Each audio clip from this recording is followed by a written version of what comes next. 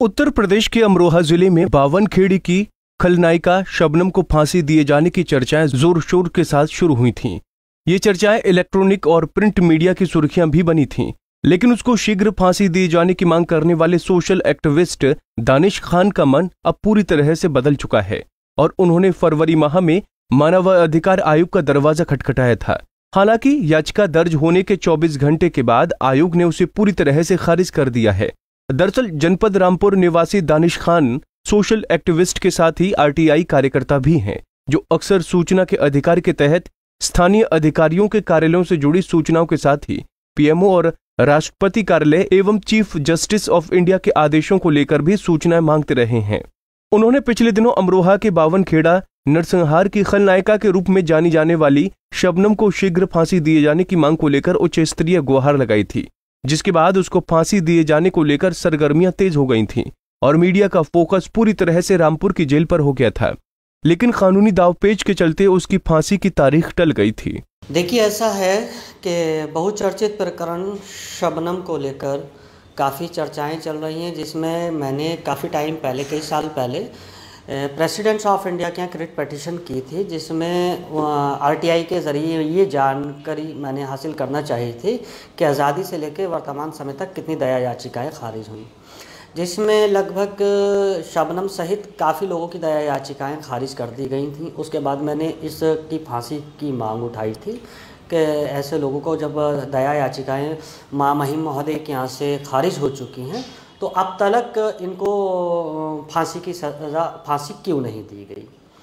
तो ये काफ़ी मीडिया में चर्चा बनी थी कि जब देखा कि शबनम ये कह रही थी कि मुझे आज तक न्याय नहीं मिला और शबनम का बेटा ये न्याय की गुहार लगाता रहा है, मेरे राष्ट्रपति अंकल मेरी मम्मा को फांसी मत दो, राष्ट्रपति अंकल मेरी मम्मा को माफ़ कर दीजिए,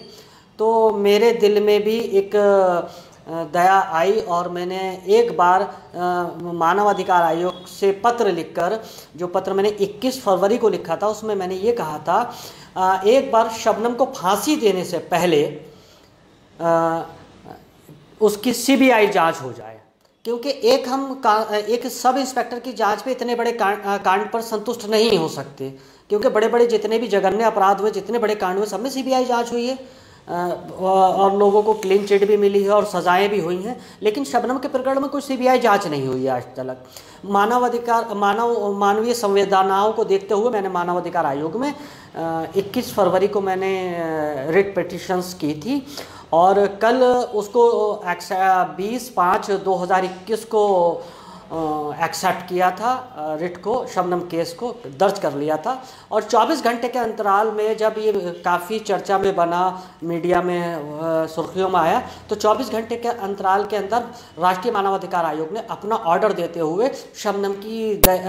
फांसी से रिलेटेड याचिका को खारिज कर दिया और अपने अधिकार क्षेत्र से बाहर बताते हुए, न्यायालय के अधिकार क्षेत्र को बताते हुए मुझे आज ऑर्डर भेज दिया 12 बजे। दरअसल शबनम पिछले दिनों जब रामपुर की जेल में बंद थी तो उसका बेटा जेल पर उससे मिलने आया तो सभी लोगों की निगाहें उस पर टिकी थीं, जिसके बाद मासूम ने अपनी मां की फांसी को रुकवाने के लिए राष्ट्रपति से मीडिया के माध्यम से गुहार लगाई, जिसके बाद सोशल एक्टिविस्ट दानिश खान का मन बदल गया और वो रिट के माध्यम से माननीय संवेदनाओं को देखते हुए शबनम की फांसी की सजा को रद्दोबदल करने की गुहार लेकर राष्ट्रीय मानव अधिकार आयोग पहुंच गए। इस साल 21 फरवरी को उन्होंने आयोग में रिट फाइल किया, जिसके बाद 20 मई को उनकी रिट को दर्ज किया गया। हालांकि महज 24 घंटे में ही उनकी रिट को मानव अधिकार आयोग ने ये कहते हुए खारिज कर दिया कि ये प्रकरण उनके अधिकार क्षेत्र में नहीं आता है। ये मामला न्यायालय से जुड़ा हुआ है, जिसके बाद अब यूएनओ में जाने का मन बना चुके हैं। पंजाब केसरी टीवी के लिए रामपुर से रविशंकर की रिपोर्ट। हमसे जुड़े रहने के लिए हमारे YouTube चैनल को सब्सक्राइब करें और नई वीडियो की नोटिफिकेशन के लिए बेल आइकॉन को दबाएं। अगर आप ये वीडियो Facebook पर देख रहे हैं तो लाइक जरूर करें और ज्यादा से ज्यादा शेयर करें। धन्यवाद।